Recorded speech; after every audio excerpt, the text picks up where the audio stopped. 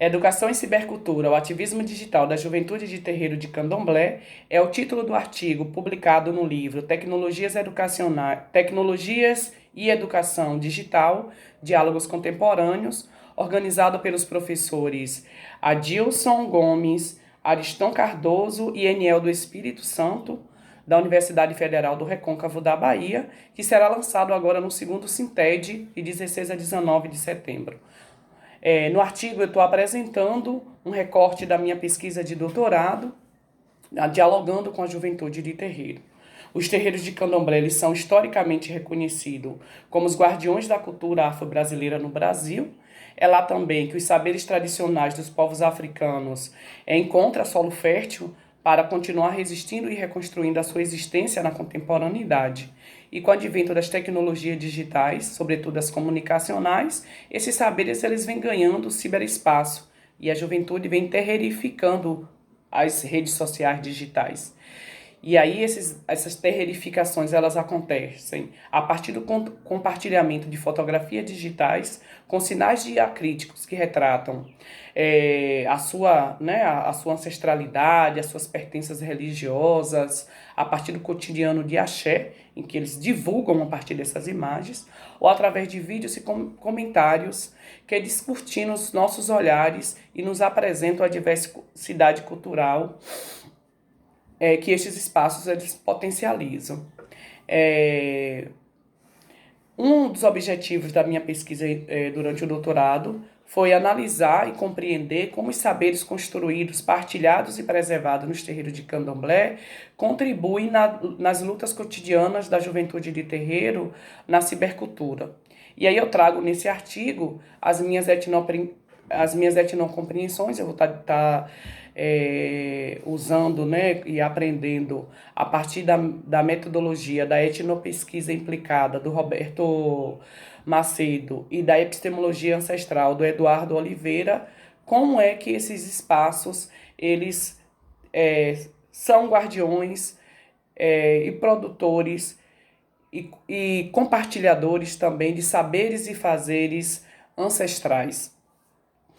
O campo da minha pesquisa foi o meu terreiro de axé, o Ilê Axé Odel Mopondala de Jexá, localizado no Banco da Vitória, aqui em Ilhéus, na Bahia.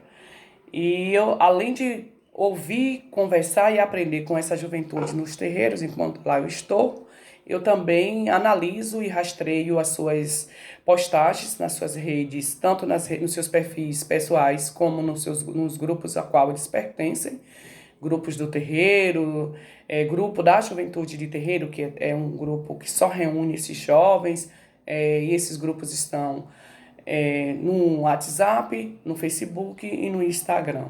E aí eu venho aprendendo com ele que o discurso de ódio ele se reconfigura a partir também do digital em rede, mas a sua resistência também é contemporânea, né? A luta contra o racismo religioso é uma luta cotidiana dessa juventude. E aí eles usam as interfaces do digital em rede, não só para divulgar os seus saberes e fazeres, mas também para dizer que são do axé e que merecem respeito. A aposta dessa juventude, do que eu aprendi com elas, é que uma educação para a diversidade e a interculturalidade é uma das saídas, é um dos dispositivos de aprendizagem na luta contra o racismo religioso digital. Eu convido a todos a ler o meu artigo, a se deliciar com as imagens que estão presentes. Tem uma narrativa que abre o artigo, que é uma narrativa de uma jovem de 12 anos, tanto a imagem, o sorriso presente na imagem dela, as suas roupas de axé, como o próprio texto em que ela descreve o seu orixá, é de uma beleza ímpar e singular. Então, acho interessante que vocês leiam e leiam também as outras imagens, as outras narrativas presentes, em que fala dessa luta cotidiana na luta contra o racismo religioso, e eu apresento também um dispositivo de aprendizagem que foi a luta contra o direito do abate e ao sacrifício de animais, que estava sendo negado pelo Estado do Rio Grande do Sul, quando o ministro Marco Aurélio tentou pedir uma emenda parlamentar pedindo a proibição desses animais. Então conheça, porque o nosso alimento é sagrado, né? Nosso alimento nos alimenta, nos sustenta, e a base das religiões de matriz africana é a ecologia, é a biodiversidade, é o direito de existir no momento que a gente está vendo, por exemplo, a Amazônia sendo incendiada. Os nossos povos tradicionais nunca quiseram, nunca desejaram o fim desse planeta, muito pelo contrário, vem preservando o fim desse planeta a partir das suas lutas de resistência pela natureza, pelo culto à natureza, a natureza como sagrado. O primeiro dispositivo de aprendizagem que eu trago nesse artigo são as palavras em Yorubá, que está presente em todas as narrativas da juventude de terreiro. Então eu abro falando Agô e Ocolofé, saberes e fazeres na etnopesquisa. Eu descrevo o significado dessas palavras. São as primeiras palavras que a gente aprende quando chega num terreiro. Então Agô significa licença, Ocolofé a benção. E aí é com essas duas palavras que eu peço ao seminário, às pessoas que irão participar desse seminário, licença para falar de um tema que é muito caro dentro da educação brasileira. Mesmo a gente vivendo num país que se diz laico, a gente acompanha o tempo todo professores sendo demitidos porque está discutindo afro-religiosidade ou cultura afro-brasileira nas escolas, pais pedindo para os professores não falarem sobre os saberes afro-religiosos nas escolas, mas esses mesmos pais convivem com a Páscoa, com o Natal, com o Dia das Mães, com o Dia dos Pais, que são culturas e práticas religiosas judaico-cristã. Então, é muito caro para a gente estar falando sobre esse tema.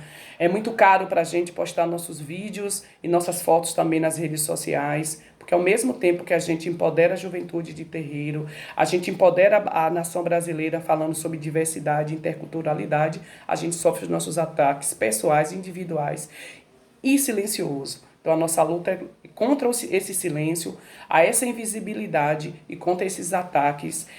E a aposta nossa é a desconstrução do olhar, esse olhar racista que se tem sobre as religiões de matriz africana.